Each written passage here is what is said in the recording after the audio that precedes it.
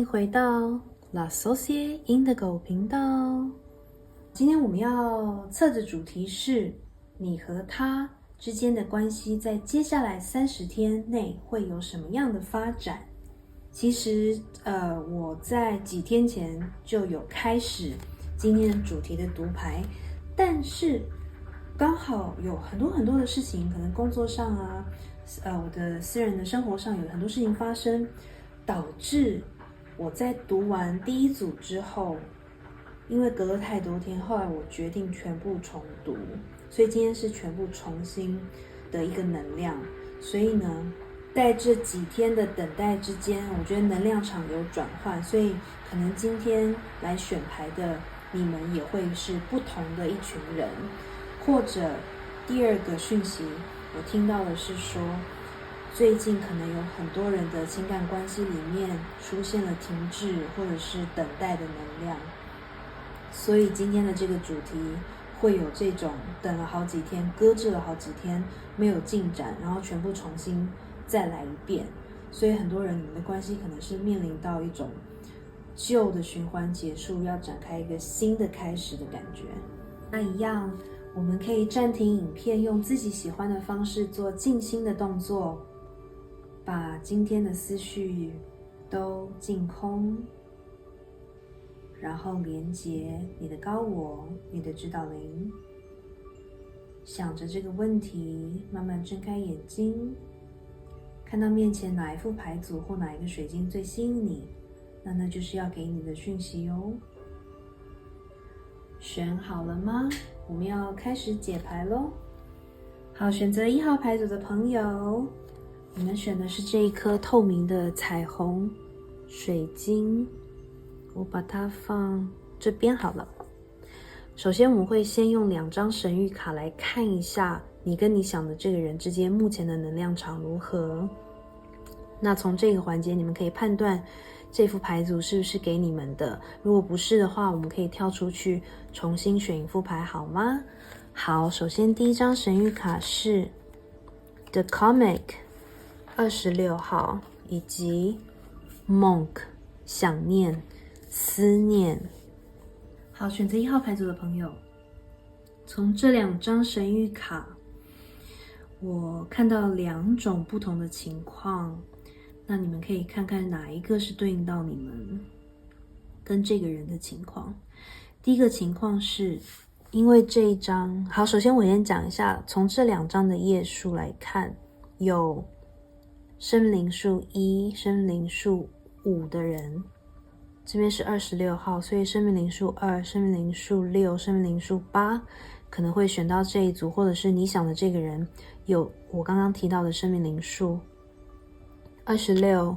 某一些人可能是26岁上下，然后或者是某个月的26号生，某个月的8号生，或者是你想的这个人是26号生，某个月的8号生。另外呢，可能你跟某一些朋友跟你想的这个人认识了26天，也就是认识大概快1个月，或者是断联快1个月。因为这边我有感觉到部分的朋友是目前是断联的状态，因为第一张梦可是想念以及缺失2种含义，并且这一张卡上有一个眼睛在哭泣，3滴眼泪，有一种宝剑3的感觉。首先呢，第一个情况就是选择1号牌组部分的朋友目前是处在断联的状态，而这个断联是因为你们其中某一个人的一个固执的一个害怕而推走了另外一个人，所以你们看一下，是你呢推走了你想的这个人，还是你被你想的这个人推开了的感觉。不管之前是哪一方拒绝了这一段关系，现在这个拒绝的这个人在后悔，在想念。当然被推开的那一方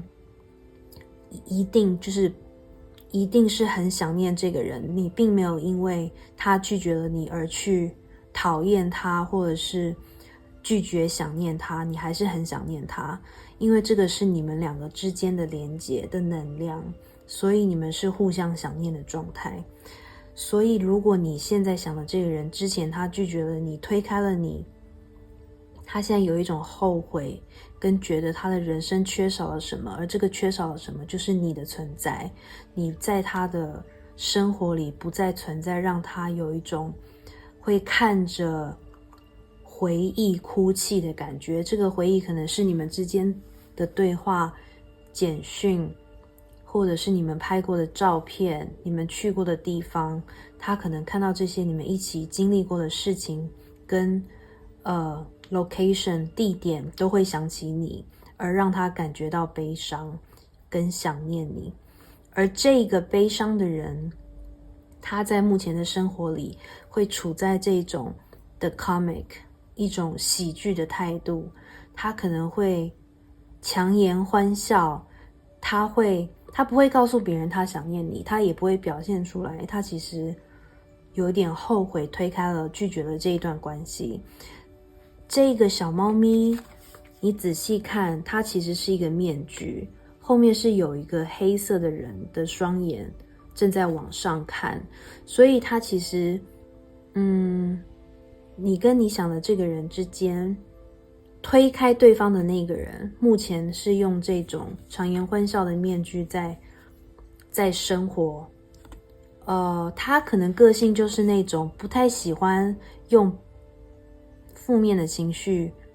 悲伤的情绪去打扰别人，所以他可能很习惯性的会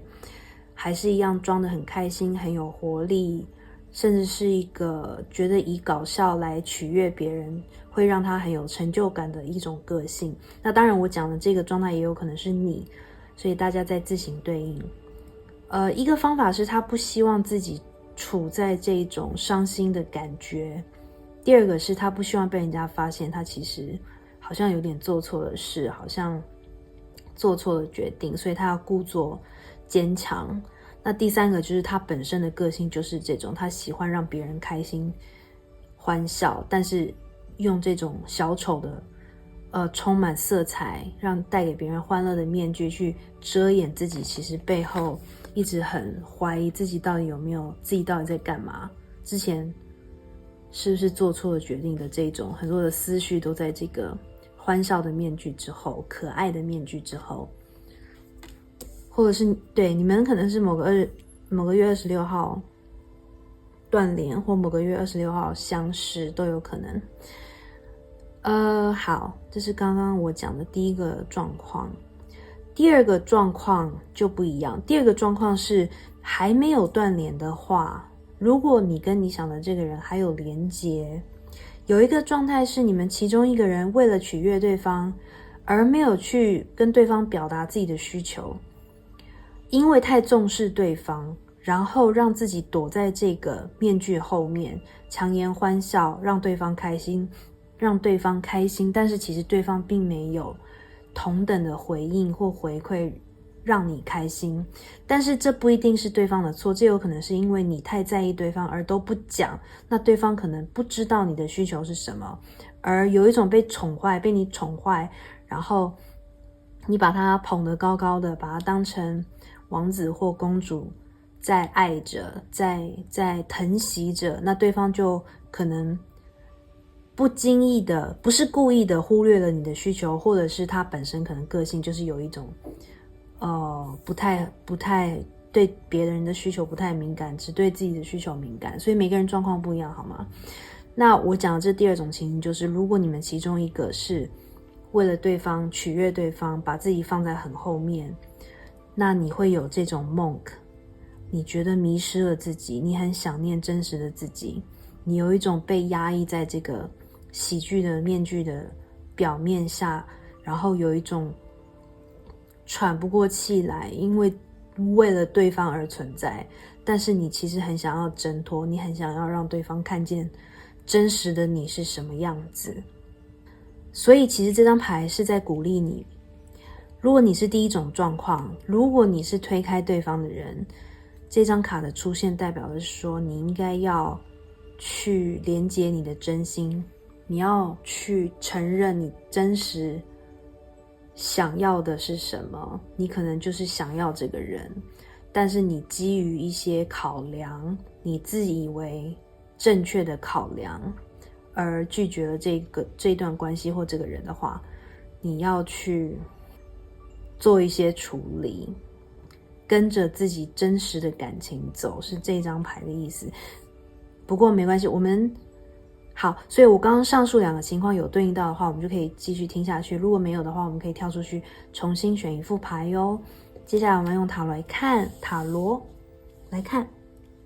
你们接下来30天跟这个人的关系会有什么样的发展。好，1号牌组的朋友，这边是帮你们抽到的，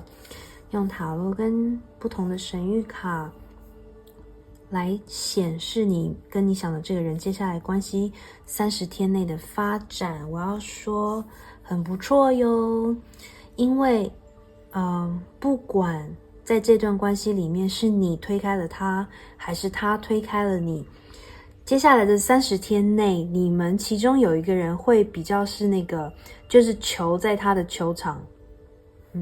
就是选择权在他的手里，某一个人已经不能再做什么了，因为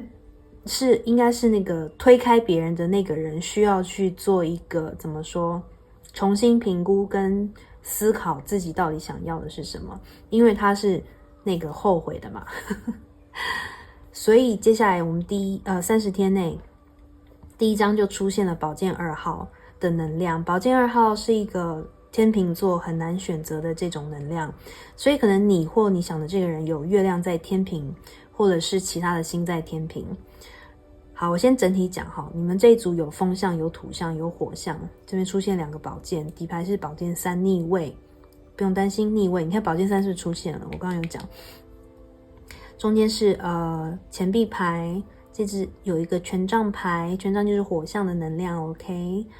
那你们接下来其中有一个人需要面对选择，他要选择说要不要选择这个关系，要不要选择对方。那同时也有可能是你，万一这个人回来找你，你要去选择要不要接受他。但是我可以告诉你，就算你是被推开的那个人，我觉得你还是会选择他，因为如果他推开了你，他接下来30天内会开始知道说自己可能之前做错了决定，可能太不通情达理，或者是太自以为是的觉得这样才是正确的。但是接下来30天他会重新思考，他会有一些领悟，因为他想你嘛，他想要把宝剑3倒过来，他不想要有后悔的感觉，他想要摆脱这种痛苦思念你不在他身边的感觉，并且就是你们接下来30天其中一方会回来找你，然后去跟你道歉，给你一个解释来安抚你，然后并且同时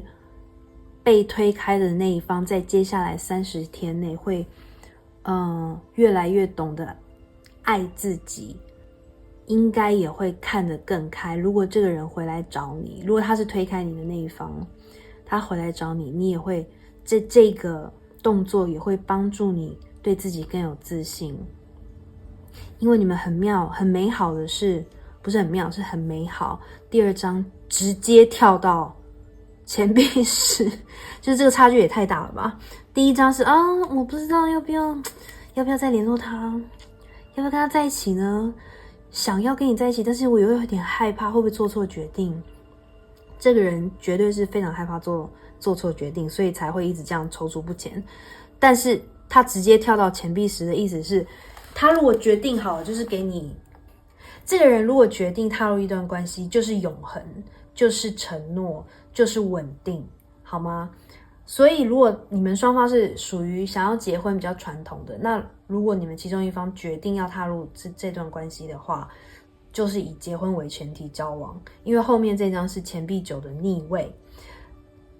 我抽到钱币9逆位就觉得真的太妙了，因为钱币10出来，钱币10正位之后钱币9逆位，代表就是说你们接下来这段关系就是开始朝稳定发展去前进。因为钱币9逆位对我来说是一个结束单身的一个能量场，你们2个会因为这段关系的发展双方结束单身，然后对对方承诺稳定下来，一起往长久关系，有的人是结婚，有的人只是说可能会同居啊或什么，每个人阶段不一样，往这种稳定长久的关系去发展。因为你们双方都觉得，如果你们决定跟对方在一起，绝对是因为对方可以提供你们一个稳定感，你提供对方稳定感，或对方提供你稳定感，这个稳定感是来自于一种物质上的安全感，可是你们双方都很懂得，都就是不是那种懒散的人啦，很懂得经营自己的事业，或者在公司就是你们工作起来很有效率，你们双方有看见对方的这个优点，所以愿意一起在这段关系里付出跟连接，然后放弃这种黄金单身汉、黄金单身女的身份来互相连接。然后这张是权杖侍者，所以你们的关系在决定踏入之后，我觉得大部分选择1号牌组的人应该是从一个暧昧的关系，然后准备要进入承诺1对1的关系，大部分是这样。因为这边是权杖侍者，所以是一种全新的展开，应该是刚认识，不是那种不是那种交往很久然后决定要结婚。但是就算你们是刚开始认识，也都已经有一种看清楚对方是可以是那种资优是那个对，资优股，就是可以结婚的对象，好吗？这张也是很美好，权杖侍者代表的是说，你们双方都愿意为了这段连结，为了要继续发展下去，不想要失去对方，而摆脱以前的这种恐惧感、忧虑感，然后这段关系同时也提供你们双方一种很年轻的感觉，重新恋爱的感觉，然后两个人可以一起做很多事，可以一起经历这个世界，一起做很多不同的活动的这种感觉。你们会给双方勇气去经营这一段关系，所以是一个很美好的能量场。等于你们钱币跟权杖都有了，只是目前你们之前卡住，就是因为脑袋的思虑过多，太用脑子而不用心。但当你们不管是你还是对方终于想通了，然后要跟你交往下去的话，你们应该算是很美好的结合，因为是可以一起发展事业，或者是自己有自己的事业，但是你们的个性很合，所以可以帮助对方稳定，支持对方，去让双方各自在自己的事业都发展得很好的一种感觉。然后可能下了班就很会经营情趣啊，或者是比如说下班就会约出去哪里吃饭啦，然后在周一到周五就已经先安排好周末要去做什么，是不是要去户外郊游啦，或者是长假的时候去哪里旅行啊？你们应该是这样子的，在浪漫情感关系里面合作的模式很好。而且当你们在一起之后，你们之前的伤心难过就是都会抛在脑后。因为我们这边还抽到一张，我先讲，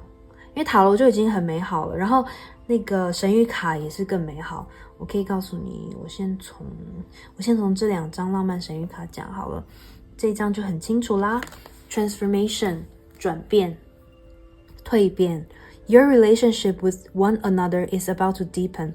你跟这个人的关系即将要变得更深刻。Love conquers and transforms all things. 爱会战胜并且转变所有的事情，所以你们两个之间的连接纯粹真的很喜欢对方。不管我们理智再思考的再多，但是这种对对方的情感是没有办法被抹灭的，所以这种爱意是可以战胜我们理智创造出来的恐惧，好吗？这一张第2张 Emotions are a natural and necessary part of life. 情绪、情感是我们人生里面很必须以及自然的一环。But they can also distort your perception and cloud your vision. 但是情绪也会扭曲你的看事情的角度，并且蒙蔽你的双眼。In order to see things clearly, 为了要清楚的把事情看清楚 You must let go of resentment. 你一定要放下你的这种 resentment 怨怼，对。所以这张卡出现，我觉得是给那些如果你是被放掉的那一方，如果对方之前拒绝了你，而他现在又回来说我们可不可以重新开始，然后真正开始交往，你可能要在这30天，这是一个提醒，你要放掉之前对他的那种怨怼，因为他怎么可以这样对你，怎么事情都没说清楚，或者怎么这样突然断联之类，这些事情你要放掉。如果你决定跟他一起，你愿意跟他继续连接，让这段关系进入一个新的开始的话，你要去原谅他之前对你做的事情，不是无谓的原谅，当然是要在他是很真心诚意的明白的告诉你说他愿意付出，他愿意承诺，你才要原谅他。然后就不要每次可能意见不合，你就会有情绪出来，然后说就是去翻旧账。 OK， 我们这一章是讲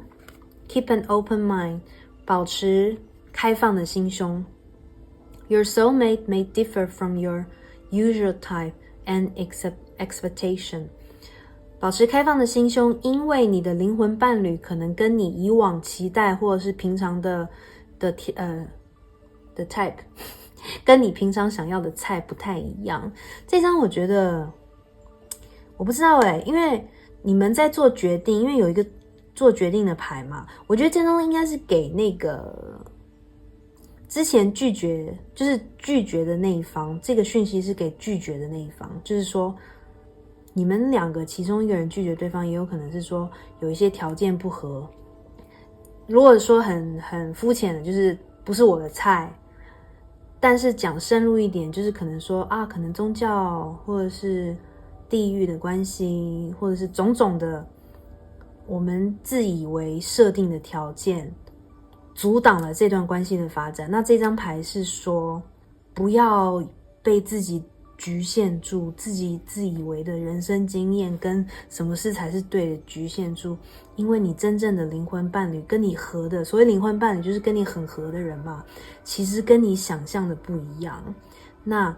你要保持开放的心态去接受，你才能遇到那个真正适合你的人。然后这一张第二张是 flirt 调情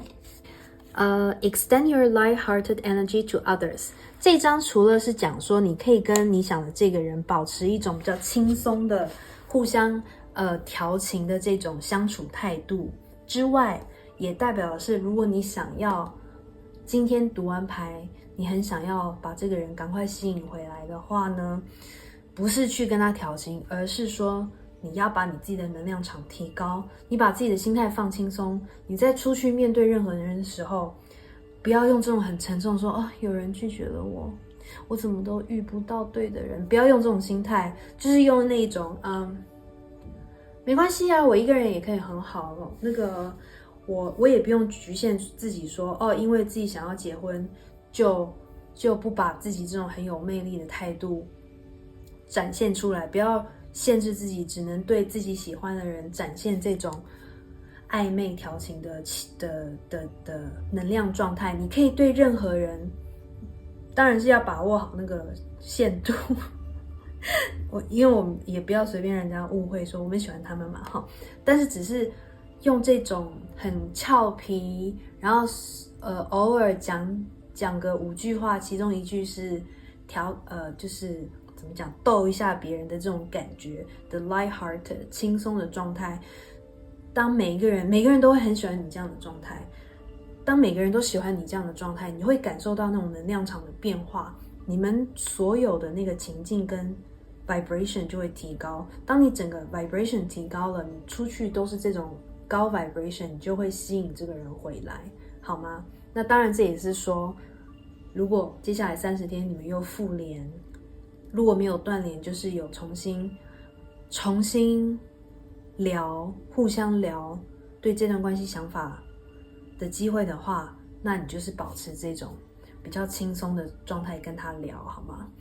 也不要一直去，如果有对应到刚刚有其中一方是比较把自己隐藏起来为对方开心的话，你可能要丢掉这种沉重的能量，你要做自己，你也要让对方看到真实的你是谁，让他知道你的需求，但是是用轻松的方法去让他知道。好，我们这边的月相卡说 The energy is gaining momentum， 紫色的卡，紫色就是一种直觉灵感，这个能量正在 gaining momentum， 这个能量正在蓄势待发。 waxing moon， 这边是每月、腊月，接下来现在的月相是什么？接下来的这个每月的状态，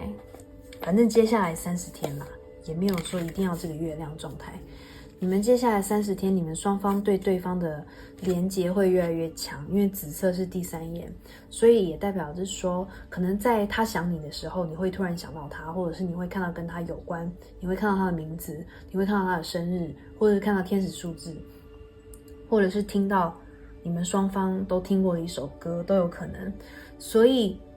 接下来30天就是这种互相连接的能量会越来越强，导致某一方再也忍不住必须回来出现联系对方，然后让这段关系持续下去。然后这个天使卡直接说 yes， 而且2张都是紫色的，是不是很棒的共识性呢？你们一定有一个问题嘛，会不会跟这个人在一起？那天使说 yes， 会。或者是接下来30天这个人会不会来联系你？会 yes， 就看你的问题是什么，这个答案是肯定的。而且如果从我的角度，我现在在看你们接下来30天的发展，那就是说 yes， 接下来的发展会很棒很美好，就像你想象的一样，好吗？好，我们最后来看宇宙有什么对这段关系接下来的发展有什么建议。好，这边是2张不同的神谕卡，是宇宙跟你的指导灵要给你关于这段关系接下来30天发展的一些建议。首先抽到6号牌，6号有对应到我刚刚讲的生命灵数6的人会选到这一组，或者是你想的人是有生命灵数6。这一张是19号牌，生命灵数19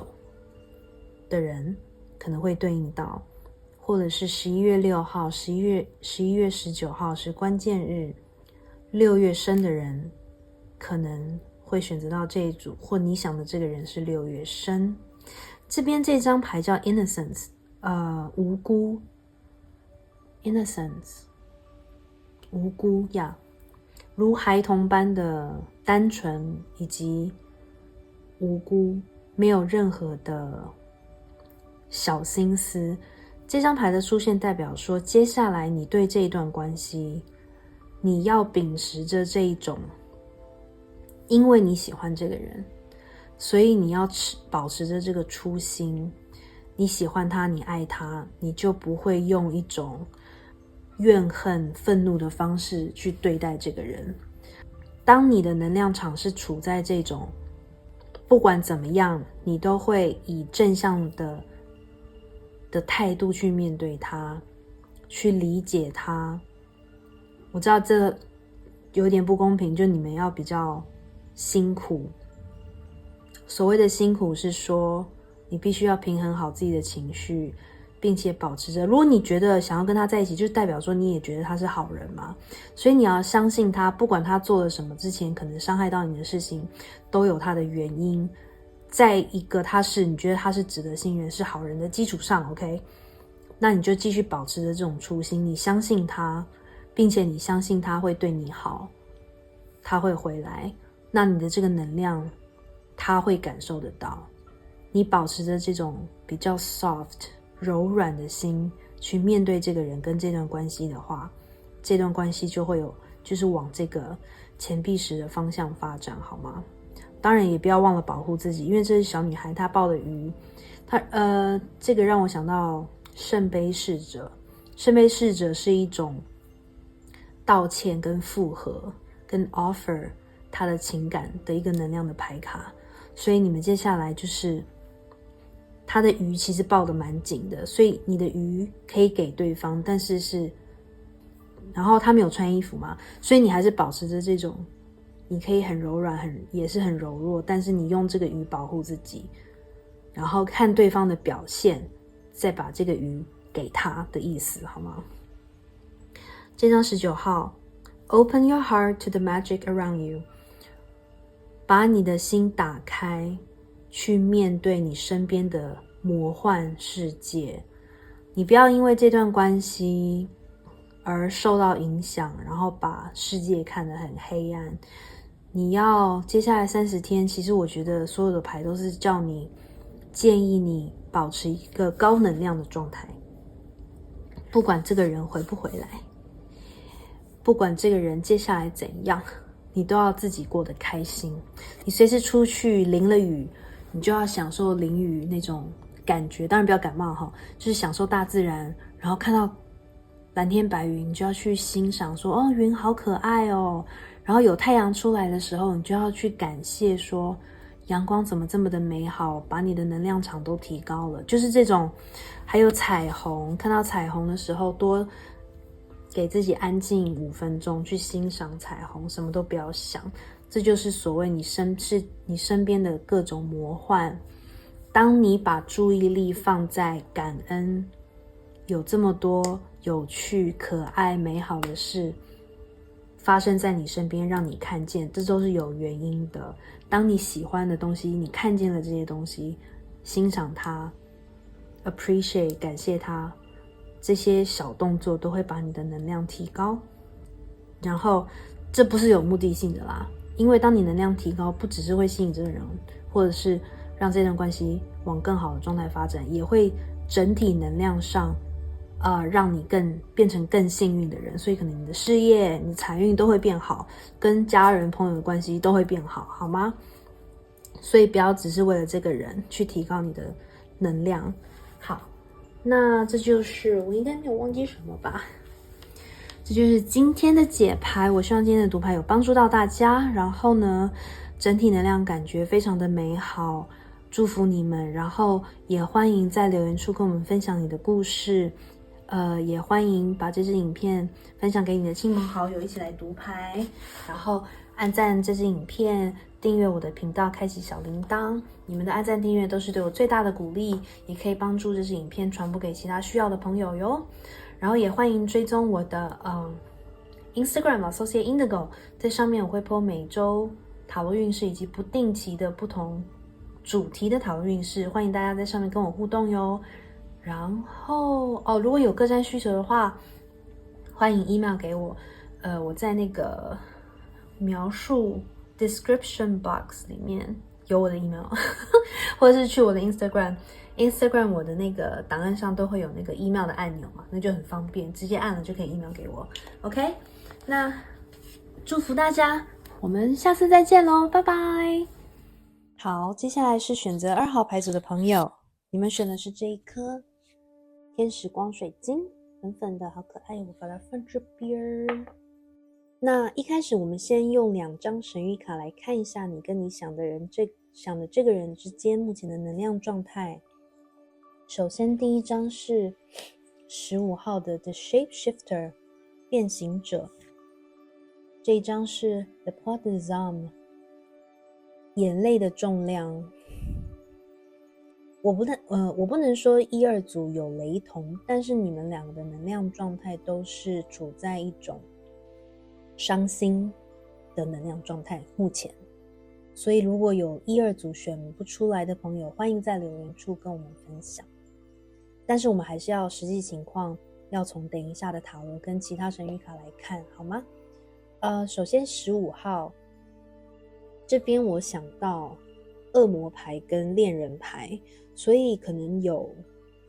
选择2号牌组的人，你或你想的这个人有摩羯座或者是双子座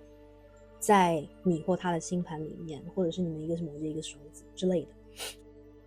然后生命灵数1、5、6的人可能会选择到2号牌组，或是你想的人是生命灵数1、5、6。另外15某一个月的15号生，某一个月的6号生，可能会选择到这一副牌组，或你想的人，你想的这个人是某个月的15号或6号生。你们可能差了，你跟你想的这个人可能差了6岁或4岁，就等于是差了4、5、6岁在这个阶段。好，我来看一下，因为这边有6，然后很神奇的是这一张神谕卡也有一个讯息是6个月，所以可能你跟这个人在6个月前认识，某一部分的朋友，好吗？你们6个月前认识，或者是你们6个月前经历了一个重大的分手。所谓重大的分手，就是说这一次的断联或分开带给了双方一些伤害，造成了你目前你们两个之间的这种伤心的能量场。好，这跟第一副牌组不一样的地方是说，我觉得这2号牌组的朋友，你跟这个人经历的是比较长时间，比第一副牌组长的时间的伤心的能量，因为在这个眼泪的重量这张牌上面有月相，这个月的阴晴圆缺等于是经历了1个月又1个月又1个月这种伤心的时间，这种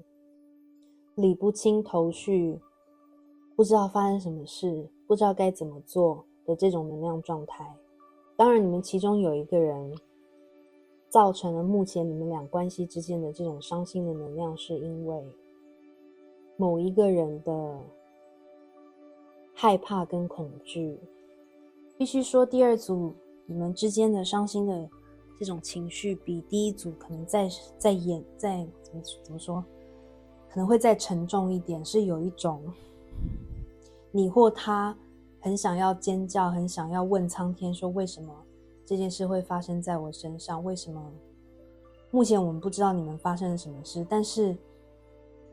部分的朋友你们目前是断联的状态，或者是还没有从这段关系对你产生的伤害中疗愈，也没有办法走出来。然后部分的朋友有一种压抑情绪的能量在，可能是你或者是你想的这个人在压抑着这种伤心的情绪，不想要去面对它。那这种压抑的感觉其实会内伤，会影响到你日常的生活，你可能会吃不下睡不着，这是目前的能量场。那导致这种关系的一个哭泣的感觉，可能是这个人常常让你哭，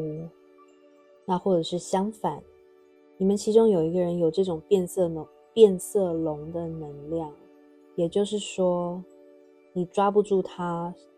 你看不出来他到底真正是谁，你没有办法搞清楚哪一个是真的他，所以这是有一种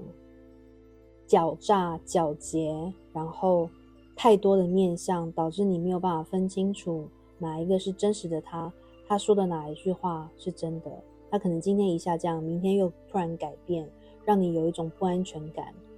然后你就算喜欢他，你也没有办法信任他的一个感觉，导致这段关系的不平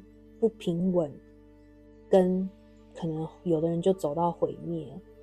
然后这种，但是它的这种变化性对你的吸引力又非常的强大，所以我刚刚讲这边有恶魔牌的能量，就是有一种被锁在这个关系，就算他伤害了你，或你认为他伤害了你，你都还是没有办法忘记他，没有办法从这段关系脱离出来。所以呢，可能这个人他有摩羯或双子的能量，我们大家自行对应这个变形者变色龙。然后呢，你或者是你想的这个人有蓝色的眼睛，或者是他戴的是蓝色的隐形眼镜。另外呢，你们其中有一个人会，这只是对应到部分的朋友哈，不是所有的人。有的人喜欢画烟熏妆，可能是你或者是他，不管你们是异性恋状态还是同性恋状态。另外呢，这个人可能喜欢红色的饰品，红色的宝石，或喜欢画红色在他的脸上，或者是他有红色的刺青。有对应到，欢迎在留言处跟我们分享。好，那这就是目前我看到的你跟你想的这个人之间的关系能量状态。如果有对应到，我们可以继续听下去。如果没有的话，可以跳出去重新选一副牌，好吗？另外这边我有感觉到一个等待的能量，从这个月相上面我来看的话，你们其中一个人可能是你一直在等待这个人回心转意，或等待这个人变正常一点，就是从他的这种变化多端，就是一个对你的最大的吸引力，但是同时也让你很受伤，因为你抓不住他，你不知道他到底在想什么，有点可能忽冷忽热，阴晴不定，你一直在等待他变成一个正常人跟你交往，这样就是简单来讲是这种感觉。好，我们来接下来看你们接下来30天关系发展如何。好，这边是帮大家用塔罗跟神谕卡抽出来代表你们接下来30天这段关系的发展。你们有很强的火象能量在你们的连结里面，火象好，这边就有狮子座出现，然后射手座出现，另外这边有底牌是权杖女王牡羊座出现，然后另外有土象，这边是摩羯，这边是月亮，但是这个是 High Priestess， 它有可能是有双鱼的能量，所以可能你或你想的这个人有火象，所有的火象以及摩羯跟双鱼的能量，好吗？他们可能是，或者是你是木星在摩羯，或其他星在摩羯。好，我想先讲，我觉得你们的关系，你们应该算是很配的一对，因为同时出现权杖国王跟权杖女王，但是权杖女王是底牌，并且是逆位，中间这一张是权杖国王的正位，所以我觉得你们关系里面的这个阳性能量，不管你们是同性情侣还是异性情侣，阳性能量比较强的这一方，在接下来30天内，他会有一个成长，感觉你们的关系是从一种之前的你们可能是比较肉体上，以注重肉体为主的一个关系。因为第一张是钱币2的逆位，代表的是说你们双方之间并没有承诺关系。大部分的朋友应该是这一种比较是为了感官欢愉而连接的一个关系。当然如果有少数朋友是承诺，就是有稳定交往的话，你的这个对象让你感觉有交往跟没交往一样，就是说可能你需要他的时候他不在身边，或者是他的脾气不是很好，并没有办法给你情绪上的关注跟关怀。然后呢，可能在联系你们在连接的时候，有在一起约会的时候，你会感觉到他都是比较注重他自己的喜好，没有给你其他物质上比较 physical。 如果讲白一点，就是说他可能只注重亲密关系，而没有注重到你的情绪，或者是说带你出去玩，或者是做一些长远的计划这样。所以接下来30天这个能量会持续，但是阳性能量这一方可能会从权杖骑士成长成权杖国王，但是阴性能量这一边在这30天内它是逆向的一个逆位的一个状态，也就是说这段关系接下来30天的发展对阴性能量其实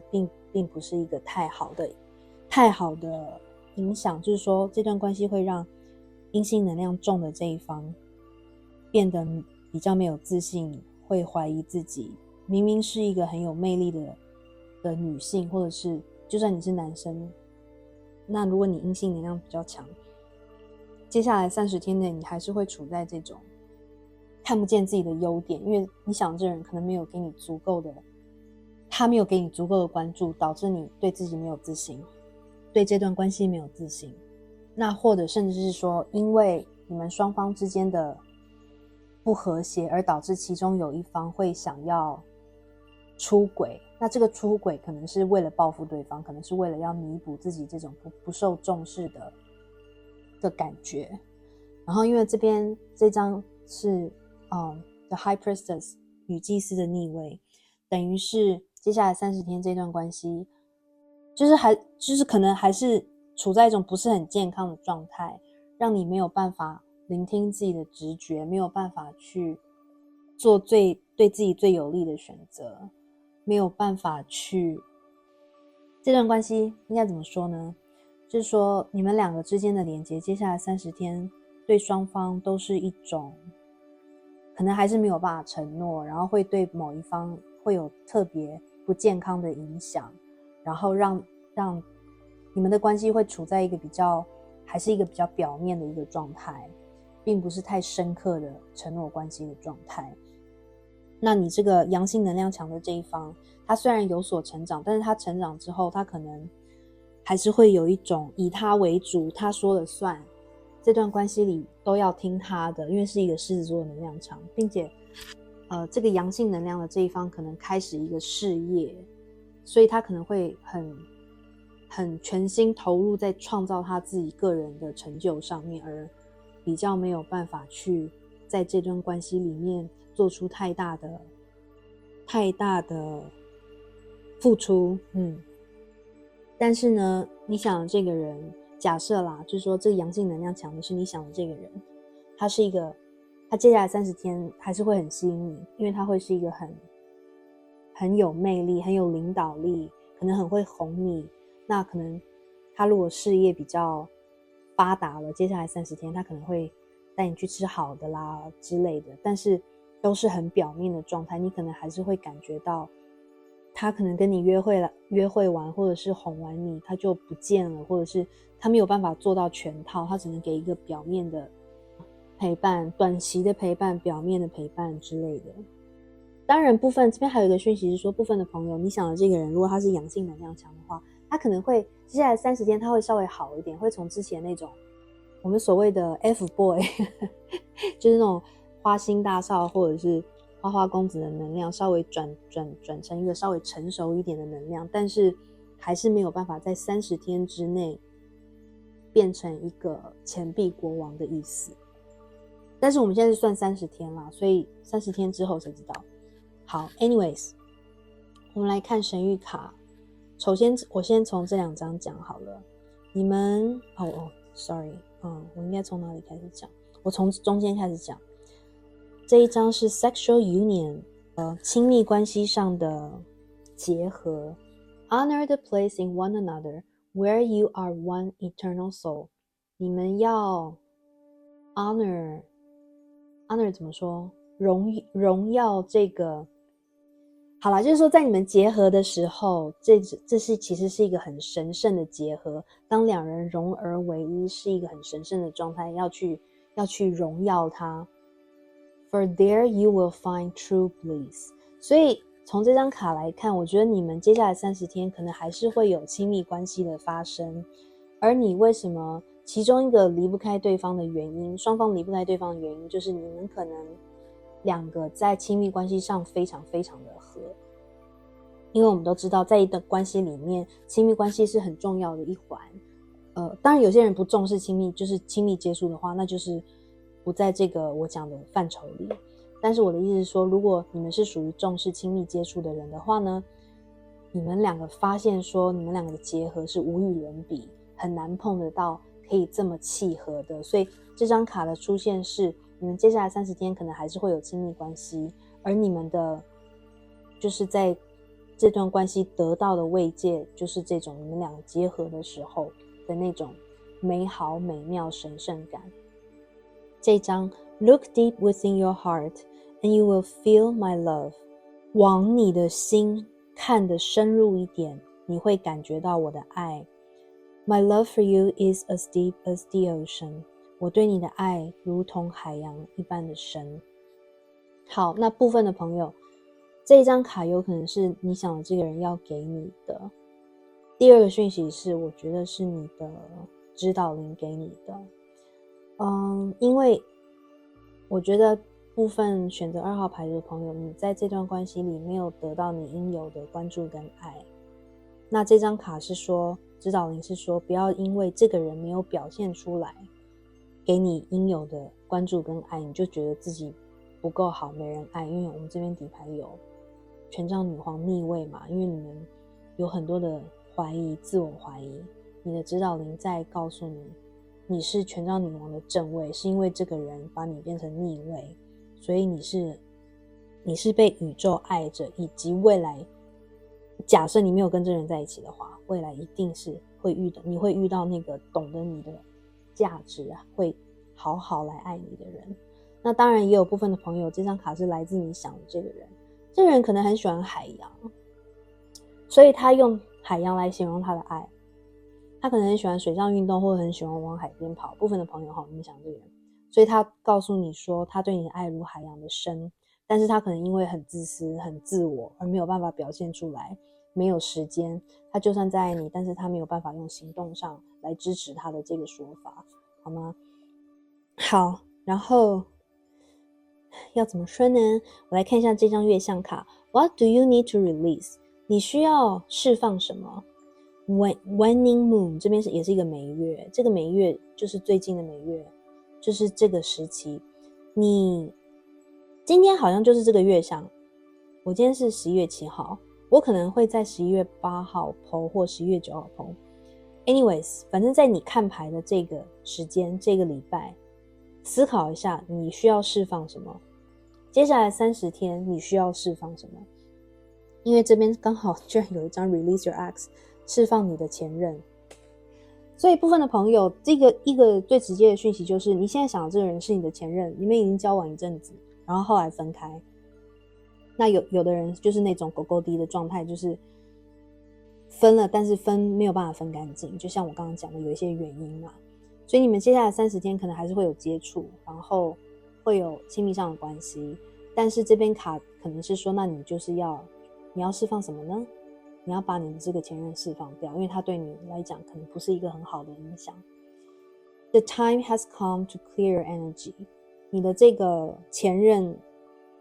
可能就是你现在想问的这个人，他对你的能量是一个副作用，负面的效应，他会把你能量拉低，所以你要完全摆脱他，你才能回到那个正向的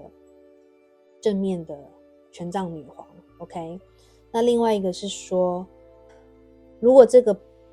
X 不是你现在想的这个人，那就是说你要去释放掉你的这个前任，你之前的一个另一半带给你的伤害跟沉重的能量，不要再用之前的经历来思考目前你想的这个人跟他的连接。接下来30天内 OK。 然后这边这边有一个 separation， 这边有一个分离。 Time apart from your partner is on the horizon， 跟你伴侣的分离即将到来。 On the horizon 就是在那个地平线。所以其实好了，我直接大部分的讯息是说，其实宇宙建议你要跟你想的这个人分开，因为目前至少接下来30天你要把这个人先丢掉，不管你想不想继续跟他下去，你先把跟他的关系切掉，不要再去想他，不要再跟他有连接，才会给你自己以及对方一个新的循环，新的能量场，然后才能去导正接下来的道路。你可能会你的能量导正好了，你会遇到一个适合你的人，或者你可以帮助你想的这个人也把他自己的能量导正成长，然后之后可能才有机会回来变成那个懂得如何好好对待你的一个对象，好吗？所以这边有一张天使卡说 If you believe， 如果你相信。所以我觉得2号牌组的朋友，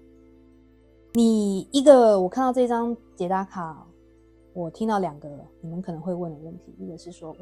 我未来到底会不会遇到一个懂得疼爱我的人，适合我的人。你如果相信就会，但首先你要先释放掉你的前任，那可能就是你问你这个人。第二个问题是，我到底能不能，这个人会不会回来好好对待我？如果你相信，那就会，但是一样的过程，你们可能一定就是要先经历这个分开的过程，你要先把他 cut cord， 就是先把他这个人放掉，之后就像我讲，才有机会两个人都成长，他可能才会用一个正确的态度回来找你，好吗？好，然后有建议，我们来看一下宇宙给你的建议。好，宇宙给了2张建议，25跟29，而且这2张都在讲倾听你的直觉。我先讲25号 Disquiet。这张卡可以明显看到说，有人在观察你，或者是指说你要去观察你现在想的这个人。你先不要做任何，不要轻易的有任何的举动，不要轻易的说我要跟你分手，不要轻易的说我们可不可以复合，都不要。你目前接下来30天去观察你们俩之间的能量场的变化以及状态，对方的状态。这个人同时也在观察你的状态，所以你呢要处在这一种静观其变的能量场，不要让他嗅到说你好像很想他，或者是你好像想要跟他复合，或者是你想要跟他分开。因为我们选择2号牌组，每个人你们俩之间的一些很细微的相处情况都不一样嘛，所以静观其变是一个对所有2号牌组的人都有帮助的一个方法。11月25号可能是一个关键，你们其中有一个人可能是25岁上下，某个月的25号生，2月5号生，好吗？生命灵数7，这张29号加起来是11，11月29号可能是一个关键日，反正你们的岁数可能其中有一个人是25到29岁上下，或者是你们差7岁，不知道有没有人差11岁，有的话欢迎在留言处跟我们分享。这边讲 trust your intuition， 相信你的直觉。接下来30天，这2张牌都在告诉你，相信你的直觉，你的直觉就是你的指导灵在跟你说话，他们会交给你智慧。猫头鹰代表智慧，你的智慧从天上来，连接宇宙，静心，不要做任何的举动，不要去反应。如果他寄讯息给你，不要太快反应，不要太快回，好好思考，看他，用你的直觉去看他对他后面的动机是什么。如果有的朋友你们这边你有怀疑，不是所有的朋友齁，部分2号牌组的朋友，你如果有在怀疑说对方是不是有别人，有第三者什么的，不要去反应，倾听你的直觉就对了。因为你们这边有一个女祭司逆位，所以你们应该是直觉很强的人，但是被这个人有一点弄到很就是 confused， 被他们弄得很困惑，导致听不到直觉。反正接下来30天重新连接你的直觉就对了。2号牌组人给一个额外的环节，因为看一下这个人想对你说什么。好，因为你们2号牌组的这个能量状态比较可能复杂一点，所以我帮你们抽了你们心里想的这个对象目前想要对你说什么。3张，第一张 I hope that you can forgive me one day， 我希望有一天你能原谅我，我就不多做解释了哈。第2张 It was my fault but I blamed you， 其实是我的错，但是我怪在你身上。这边真的对应到这个权杖国王的这个能量，就是有一点点，好的说法是霸气，坏的说法就是任性就是有一点太自我。第3张 You and I were too young， 你跟我都太年轻，可能你们遇见的时候就是有一种天雷勾动地火，然后像我刚刚讲的部分的朋友，你们可能就是先以亲密关系为主而开展的一个连结，所以可能就是不够想的，没有深思熟虑才踏进关系。所以这边有一张是你们双方有一种可能之前不懂，年轻不懂事，没有好好对待对方，或者是做错选择之类的。我们底牌是 I wish I had treated you better. Sorry, 我有点想哭。他希望 I had treated you better. 我希望我之前有好好对待你，就是他很后悔他之前没有好好对待你。Oh my god. Oh my god. OK. 好，这个能量有点难过。好，没关系。我希望今天的读牌对2号牌组的朋友有帮助。然后反正情感关系都是这样啊，各式各样的情感关系都有，然后我们每个人生都会碰到不同的情感关系，反正每一种情感关系都是一种课程，学到了之后我们就会升级。你要想你现在是在升级，这个人是你打的怪，要帮助你升级，好吗？然后希望你们喜欢今天的读牌，欢迎在这支影片按赞，订阅我的频道，开启小铃铛，也欢迎分享给你的朋友、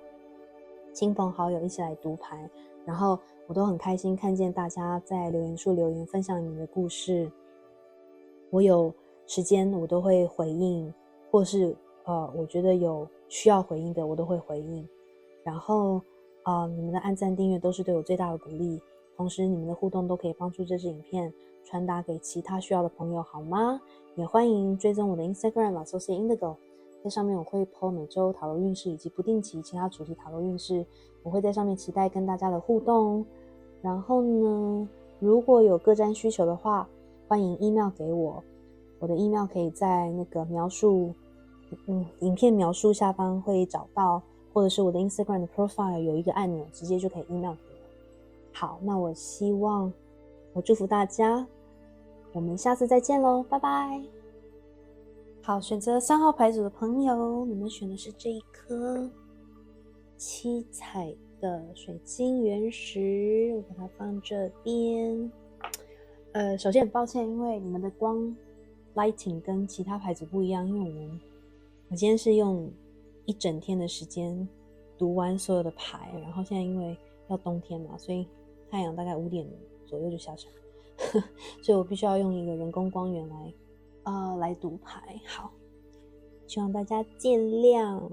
首先我们先用2张神谕卡来看一下你跟你想的人之间目前的能量状态。首先第一张是78号 Anima Mundi， 这一张是 Souffrance Physique。 Well， 这张看起来有痛苦的含义，身体上的痛苦。目前为止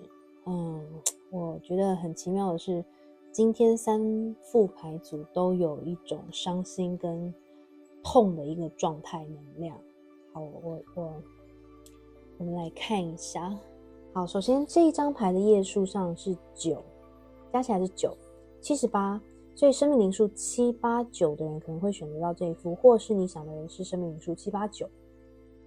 也或者是78号加起来是15，所以也有生命灵数1、5或6的人会选择到这副牌，所以这副牌囊括的生命灵数比较多一点。然后另外这张也让我看到了78、15，也就是恶魔牌跟恋人牌的能量，这边跟第2号牌组有一点点相似。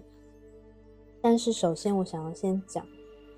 你们的关系有可能，因为这张 Anima Mundi 它是代表塔罗里面的世界牌。首先我觉得你们这一段关系让彼此双方都学习到了非常多的事情。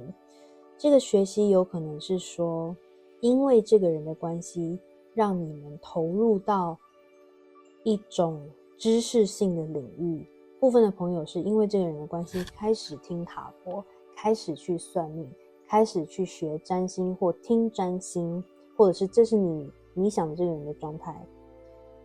另外一个讯息是说，你们双方都给对方一种知识性的刺激跟启发，他有他知道的东西，你有你知道的东西。当你们2个互相开始聊天的时候，会发现到可以从对方身上学到好多东西。因为这张牌上面有很多占星跟天文学，所以我不知道有没有对应到，就是说你们有些人跟对方常常在聊占星或者是天文学相关的知识，中间有一个 Buddha，一个正在冥想的佛陀的形象。那也有可能你们之间的话题是宗教，有对应到的话，欢迎在留言处跟我们分享。总之，另外还有一个讯息是，你们两个之间可能是一个远距离的关系，可能是一个不同文化结合的关系，可能是你们其中一个人是比较相信神秘学或者是信宗教，另外一个是比较科学、比较信逻辑的一种不同相反领域的结合。15、78、15，某一些人可能认识了1年多，15个月，或者是15天，或者是差6岁、15岁或4岁，大家自行对应好吗？然后为什么会有这一张身体上的痛苦 Souffrance physique？ 我觉得这个能量场不是代表说这个人让你伤心，这边有一点跟前面2副牌组不太一样，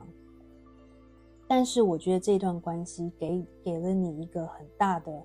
压力，让你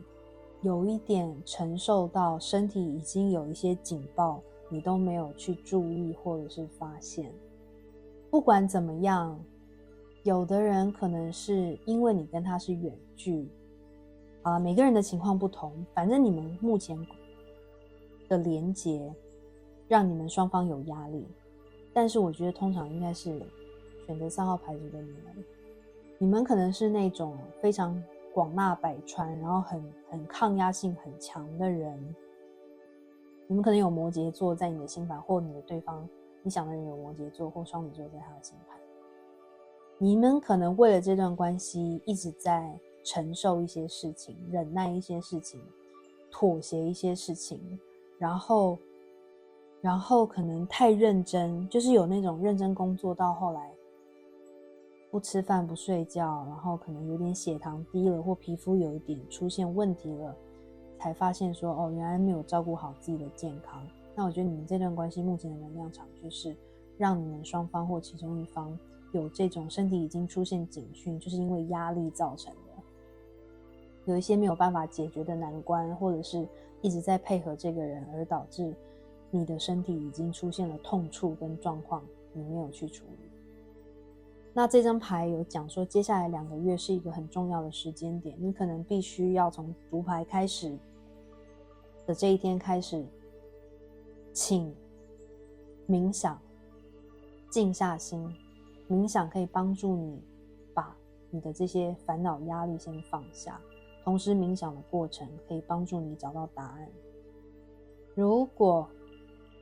你现在开始照顾自己，开始去抒发你的压力，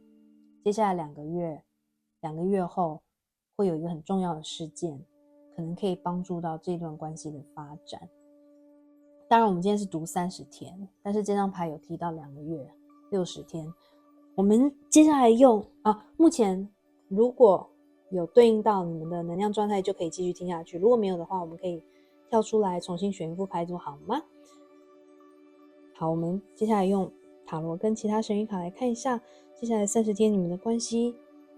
发展会是如何呢？好，3号牌组的朋友，我刚刚在抽牌的时候我又惊呼了，惊呼为什么？因为我先抽塔罗中间出现了权杖4，权杖4通常它代表1111的讯息，也就是代表也是有双生火焰的讯息， mirror 镜面关系的讯息。然后我再抽神谕卡，2张浪漫神谕卡出现，第2张 Twin Flame。 所以呢 double message 这样表示，当然我不能说每一个人，但大部分选择3号牌组的朋友，你们正在经历双生火焰的课题跟旅程。那有一些人可能是双生火焰的旅程到了一个终点了，等一下我会来解释。好，这边看起来应该不太像，可能有一些人刚开始，但是我觉得大部分是来到一个终点。首先第1张是宝剑骑士，如果你们是来到一个终点，代表的是你们之前已经经历了很长的一个断联的时间。因为通常双生火焰是一个追跟逃的关系，因为我们这边刚好有看到一张 unrequited love， 就是一个没有办法互相怎么说 unrequited love， 有一方不接受另一方的爱， There's not enough attraction or chemistry to keep this relationship going，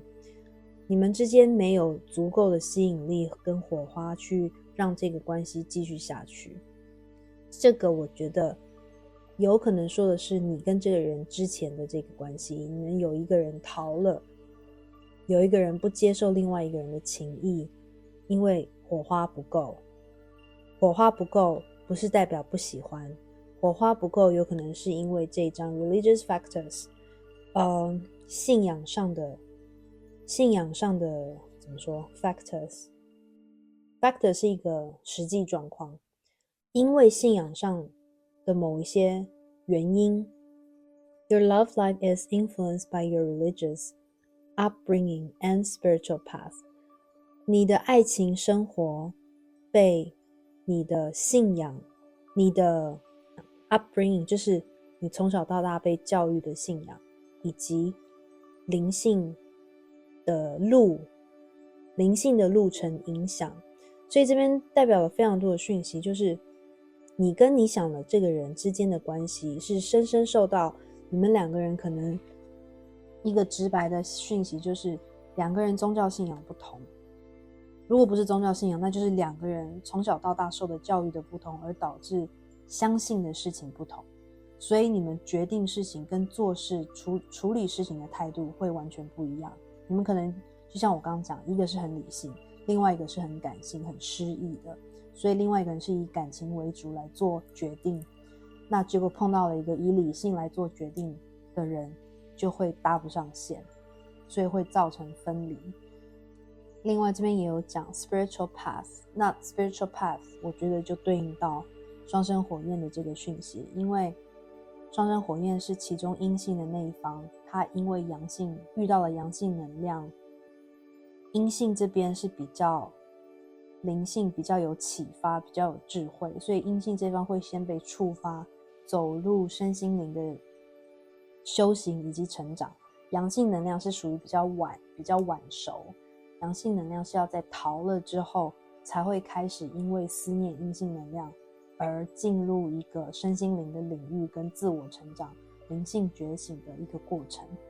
所以这张牌就是有些人可能是在接下来30天内会开始进入这个追跟逃的关系，有一个人会逃，然后因为你们两个人的信仰或者是思考价值观不同而分离。但是呢，我们来看塔罗，第一张就是宝剑骑士，所以接下来30天你可能会收到这个人的讯息，或者是你会讯息对方。这边有双子座的能量，所以你或他有双子座在你的星盘里面。第二张是木星在双鱼，所以你们可能会有真的木星在双鱼，或者是你或他有其他的星在双鱼或上升在双鱼，好吗？这个宝剑骑士是一个非常快速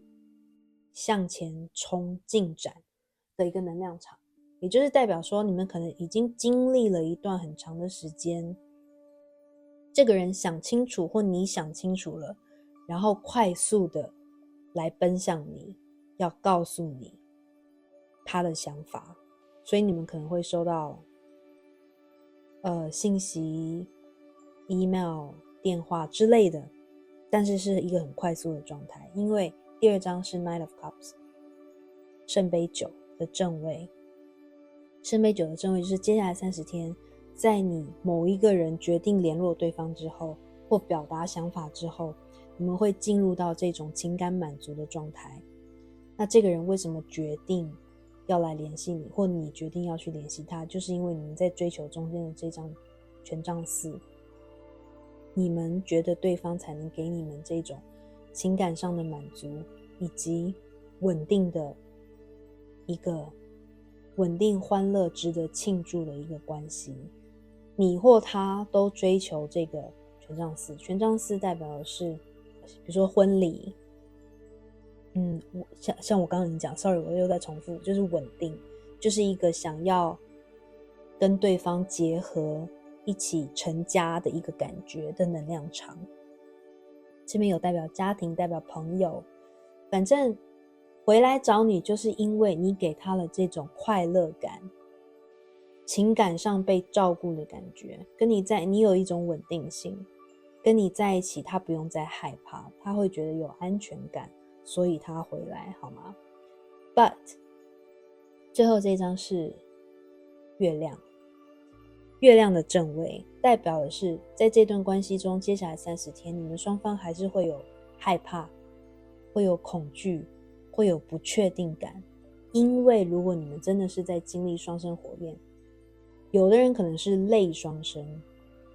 这个人可能不一定是你的双生火焰，但是有一点类似双生火焰的旅程。就算这个人回来，你们还是因为才30天的能量嘛，你们可能会互相还是继续观察，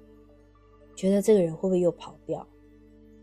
觉得他真的是稳定了吗？这段关系真的可以这样下去？你可以放心了吗？你需不需要再去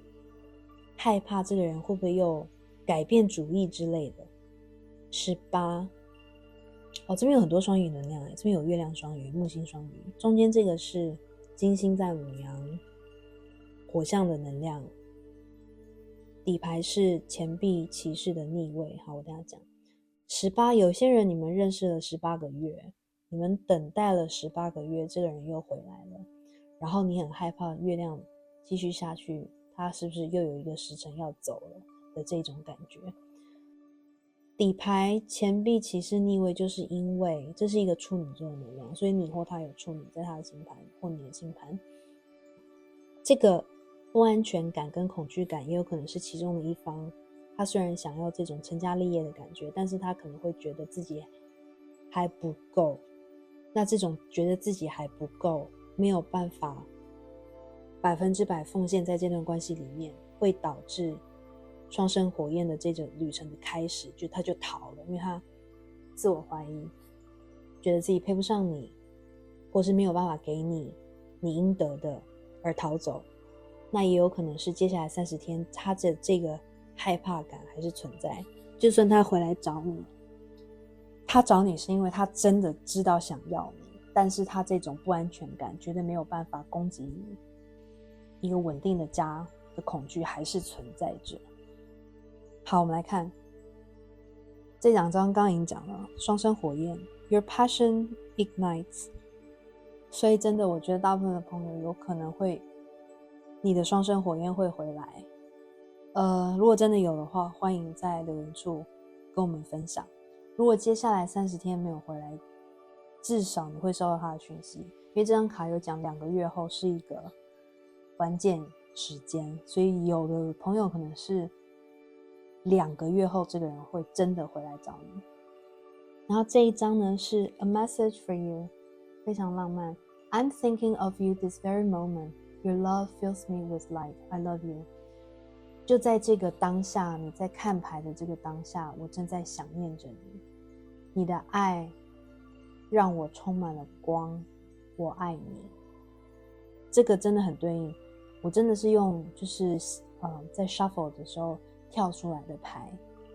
而这张刚好可以对应到双生火焰的这种情感能量连接。你们就算不在一起，你们的在5D 是连接，因为你们其实是同一个灵魂，他是不管离开多久他都是爱着你，而且他如果知道你现在在读牌，你想到他就可以连接到你，他就利用这个机会告诉你，就在这个 moment 我是想着你，我是爱着你，好吗？这张月相牌是天秤座的 A new romantic cycle begins， 一个新的罗曼蒂克的循环要开始了。 New moon in Libra， 大家可以注意一下接下来新月在天秤座，这个人会不会讯息给你，因为他我刚好把它放在这个宝剑骑士下方，新月在天秤，看这个人会不会讯息给你。你们之前可能是没有办法在一起，但是现在这个循环结束了，一个新的开始要展开了，好吗？然后这一张 Ask for help from others， 我每次抽到这一张都觉得，因为我个人是一个不喜欢麻烦别人的人，所以呢，好，如果你们刚好也是像我一样不喜欢麻烦别人的人，或者是你跟这个人之间并没有什么共同朋友的话，那这张牌叫你去寻找其他的帮助，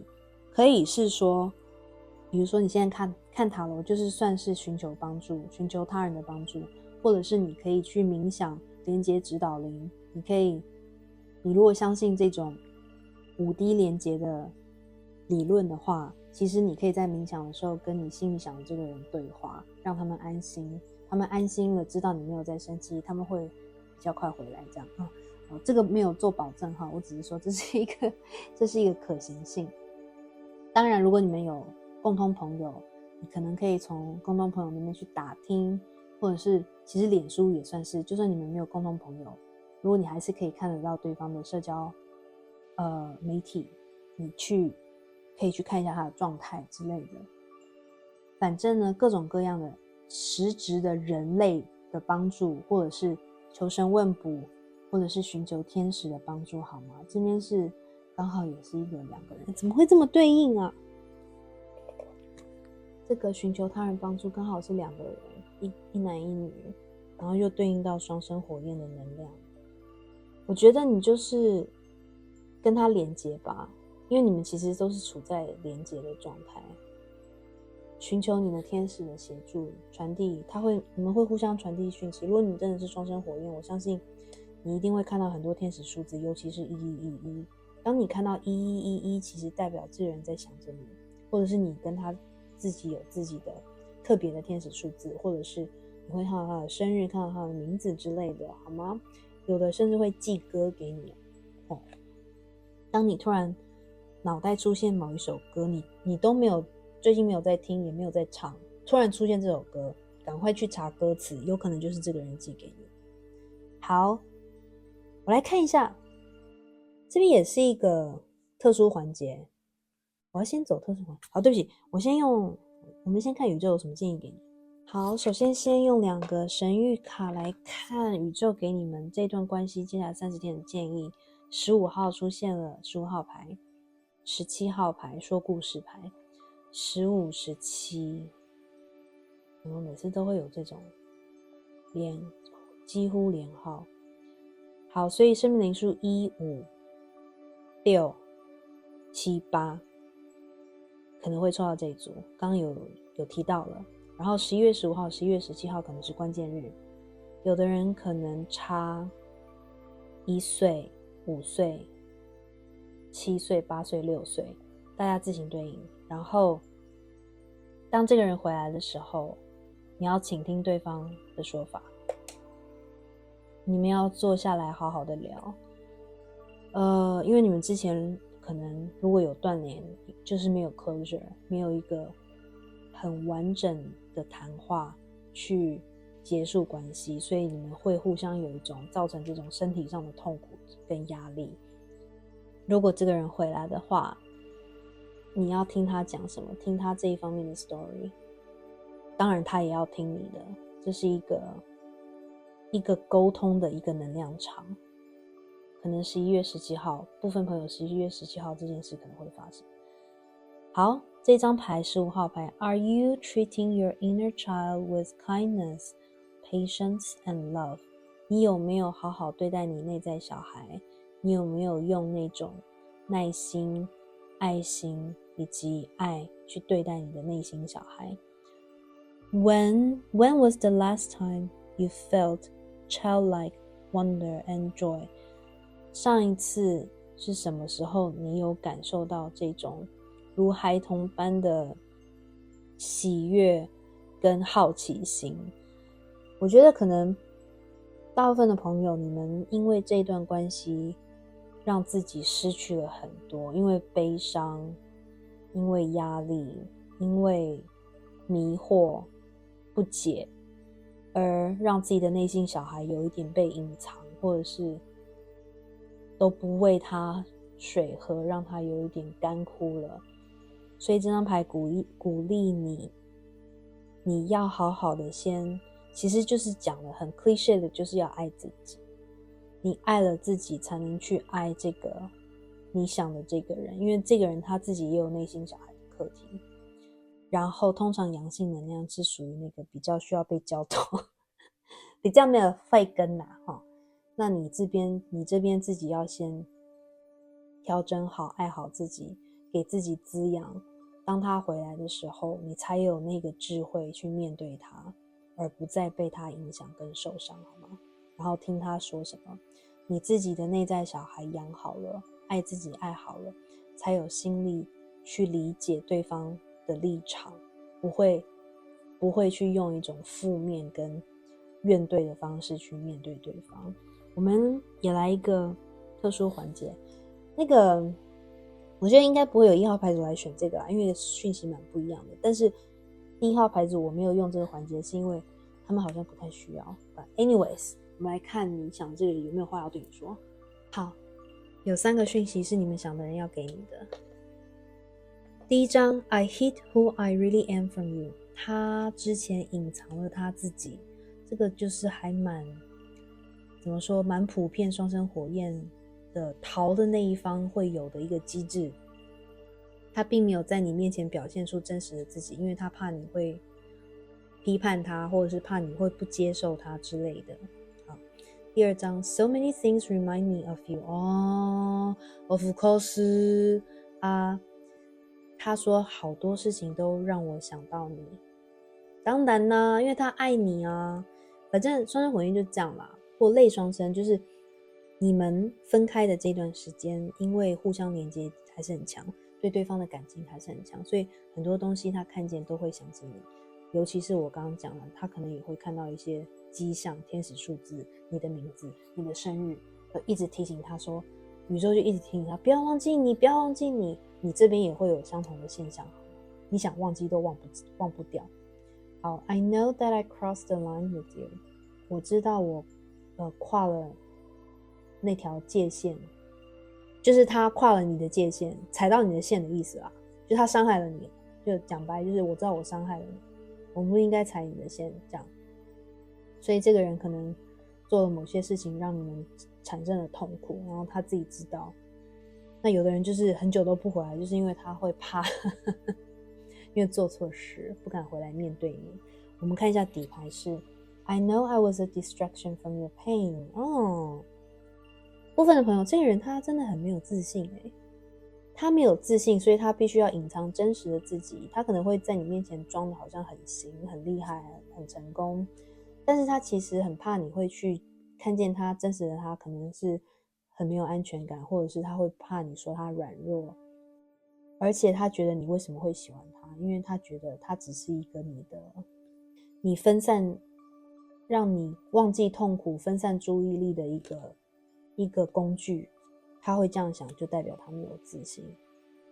他会觉得你喜欢他跟他在一起只是为了要转移注意力。某些部分的朋友，他可能知道你跟前任的故事还是怎样的，